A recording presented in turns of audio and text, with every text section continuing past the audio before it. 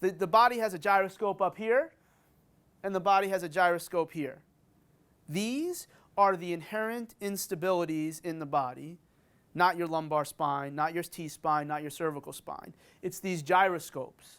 Okay? So if I had no control, I'd be all like this. I'd be like a marionette, and I'm holding the marionette here, and if I hold it really, really tight, I can make the marionette do what I want it to do. But if I hold it really loose, it's going to be real, real floppy. The marionette is the gyroscopes. Okay? Because remember too, this is a stable spine. I got it. Okay? I can control it. It's not efficient. I can't extend my hip to move here. I don't know. You move like this. I don't know if that's a great idea. All right? But I want you to consider these gyroscopes. Gyroscopes. Stability, I told you we're going to repeat stuff when it's important. The ability to maintain position in the presence of change. So think of those gyroscopes, and we got two choices.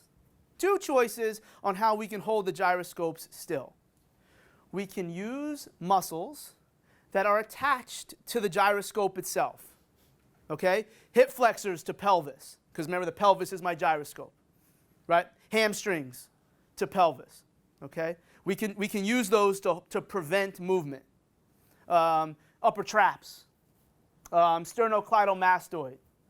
These are all attached to the gyroscopes. There's tons. Scalenes, subclavius. Okay, if that's how we choose to hold our gyroscopes still, then we will then take an area that is supposed to have a lot of mobility and turn it stable.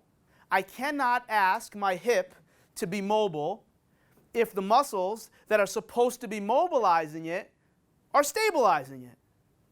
All right, we're going to go slow now. I see some heads shaking. We're okay with that? So that's my choice, but can you see how that may not be efficient? Because I'm then taking a system that is supposed to be wild, but I'm using the muscles that are my wild, my shakers, my movers, my gas pedals, but I'm using it to stop movement. Think about where you see a lot of tightness too. Hip flexors, hamstrings, scalenes. We're starting to get your answer. Everything's always the same. Okay? The diaphragm is the most important core muscle, in my opinion.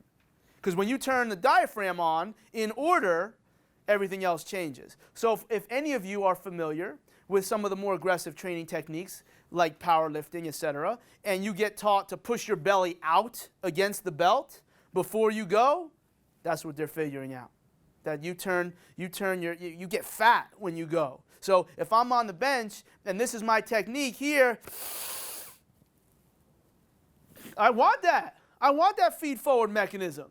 That's technique. And you wear a belt to push out against the belt, because if something's pushing in more, something pushes in more, you'll push out harder. And that's what many of you might know as RNT, reflexive neuromuscular training. Exaggerate the mistake.